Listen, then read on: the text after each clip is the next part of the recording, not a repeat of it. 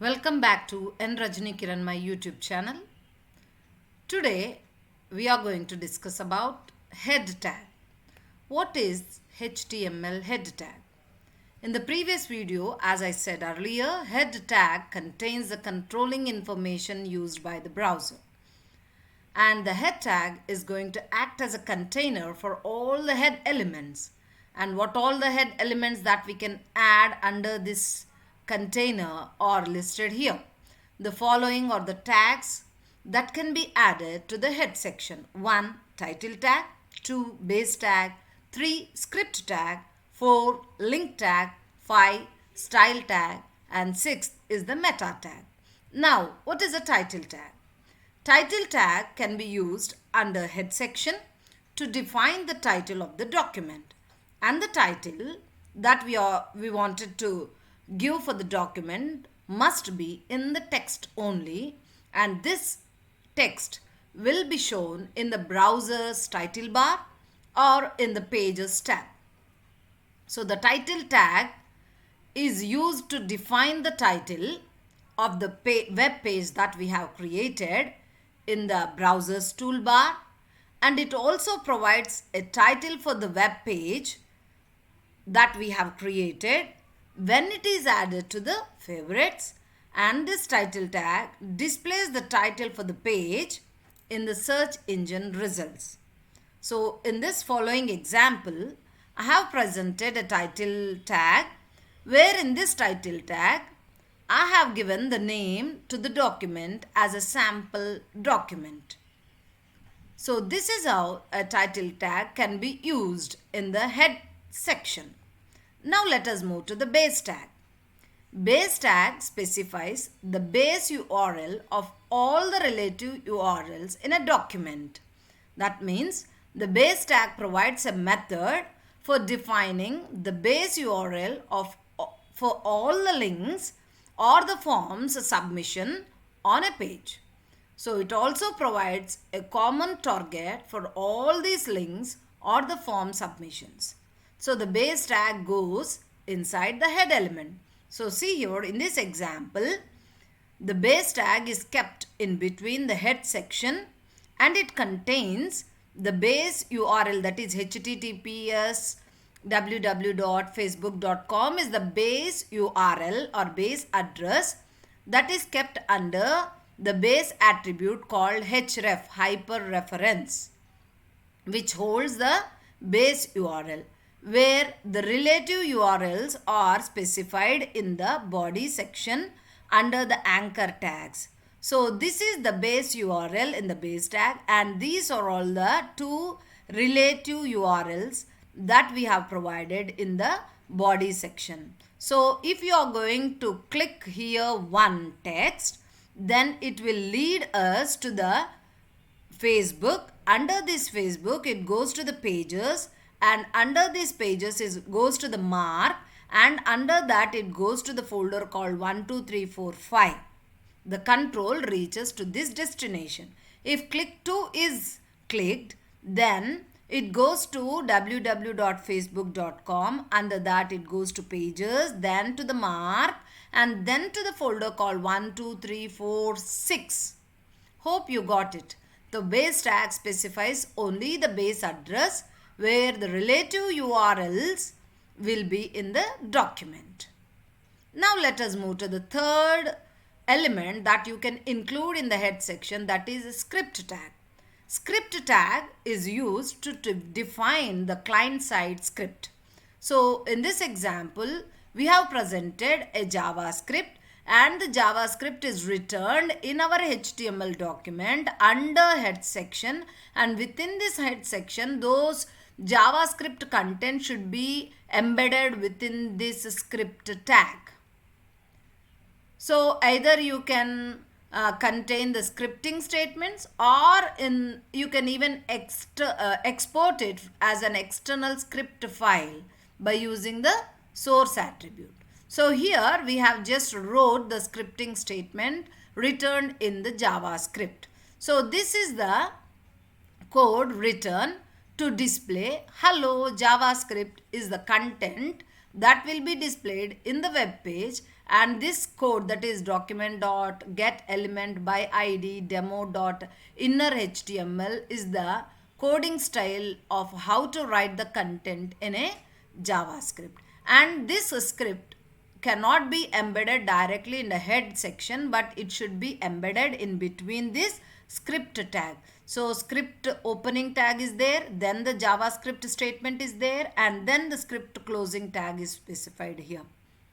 So in one word, we can say the script tag is used to define a client-side script.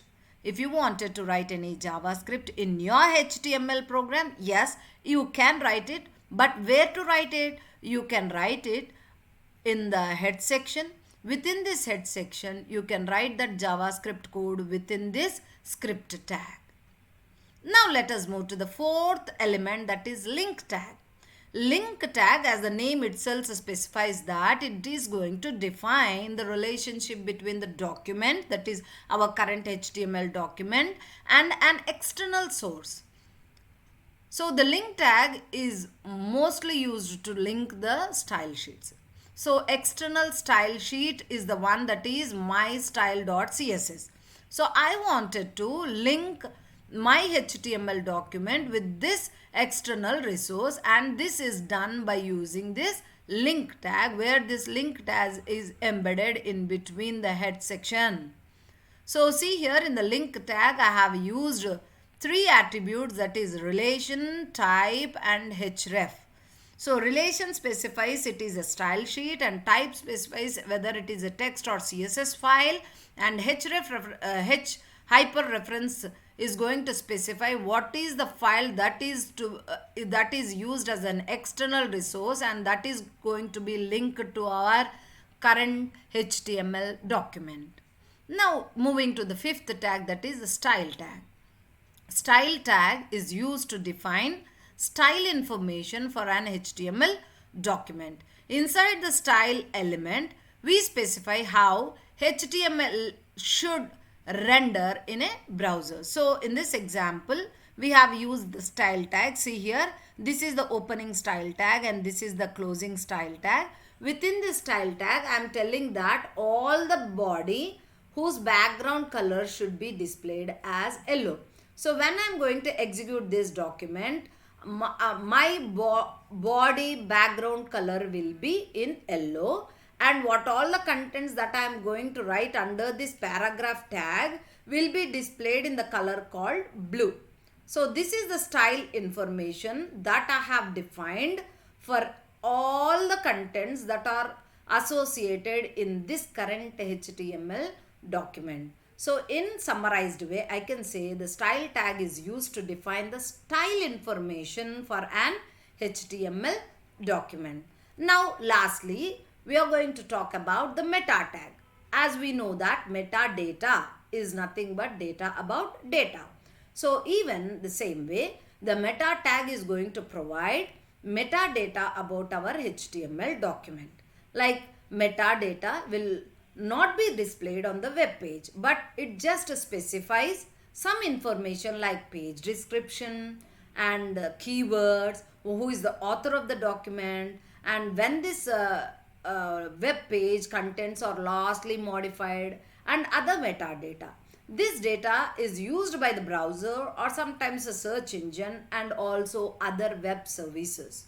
So in this example, I have presented 4 different meta tags. See here, this meta tag is meant to define keywords where these keywords can be used by a search engine. So see here in the meta tag, I have used an attribute called name, which is going to specify that this is going to talk about the keywords, and the contents are HTML, CSS, XML and JavaScript. So this single meta tag is going to define the keywords for search engine. And second example, see here, I have used one more meta tag which is going to describe the web page. So that is the reason why the name attribute is going to hold the value called description. So I am telling about my web page. So the content is, these are all online classes on HTML and CSS. So this meta tag is going to define the description of the web page that we got creating right now. Third meta tag example here is going to define who is the author of the page. So the name attribute holds a value called author, specifying that this is going to talk about who is the author. And the name, that is the author name, is presented in the attribute called content, and the author is Kiran Jones. And the last example of a meta tag is this meta tag is going to refresh the document every 30 seconds. So see here, that is HTTP EQIV is termed as refresh. That means my purpose is to refresh my page. When all this document should be refreshed is provided here in the content saying 30. That means every 30 seconds the document should be refreshed. So these are all the different examples for the metadata. So this metadata will not be displayed on the web page, but it is used, the content that we are going to specify in this metadata are used by the browser or search engine or other web services. So in this document we have seen, or in this video we have seen what all the elements that we can use under the head section. Thank you for watching this video.